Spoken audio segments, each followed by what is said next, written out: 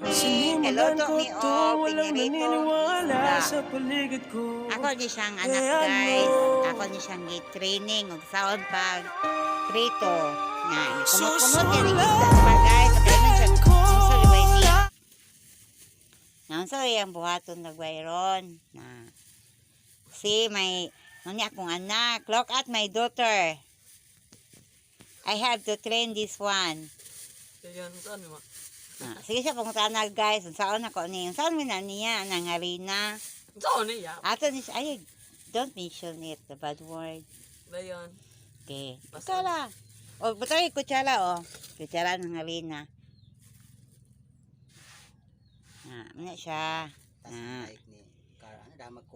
Tapos, okay, hello muna siya guys.